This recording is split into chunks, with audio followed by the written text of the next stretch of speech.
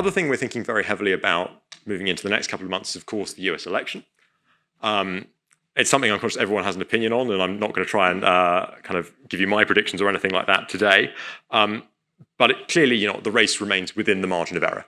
I think that's really important to bear in mind that, just as with recent elections, it is very tight. Polls have been wrong before. So, it really could go either way. And in terms of what we're thinking about from a market and economics point of view, actually, I think one of the biggest implications, again, thinking about Asia as well, is what it could mean for the global trading system. Because Donald Trump has openly said that if he's re-elected, he would want to impose universal baseline tariffs on everything. He suggested 10%. And that would go well beyond what we saw in his first term, where, yes, there were plenty of tariffs, but they were focused on specific countries and specific industries. So if suddenly, all of a sudden, you had baseline tariffs on everything, that would go well beyond what we saw 4 years ago or so.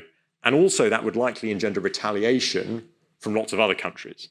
So there is one big outstanding question as to whether the world could quite soon move into a much more protectionist phase, and what that could mean for the global economy in terms of higher inflation as the price of products go up, lower growth as investment uncertainty rises, and people aren't sure where to invest their capital.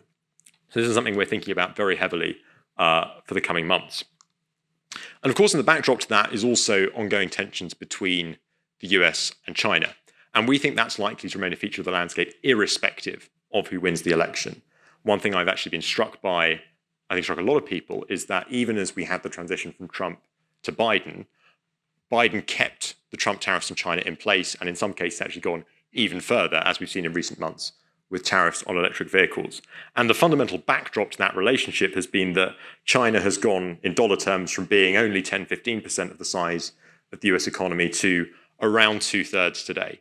And in purchasing power parity terms, it is already, in fact, ahead of the US. So, this relationship is likely to remain tense for some time to come. And geopolitics is something we're thinking about a lot as we have discussed markets and economics over recent years. Another place we've seen the impact of geopolitics has been the Middle East in recent months. And in particular, for economics and trade, there was a big run-up in freight costs around the turn of the year when you had the Houthi rebels attack commercial shipping in the Middle East, and that forced a lot of trade routes to move away from the Suez Canal round the Cape of Good Hope.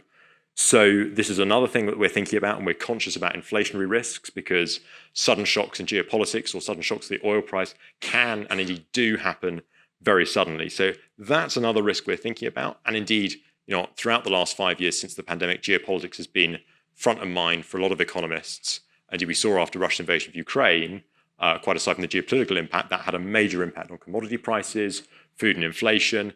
That pushed up inflation in lots of countries around the world, and in turn meant central banks had to then adopt a much more aggressive reaction posture to get rid of that inflation. So this is something with big implications that we're thinking about.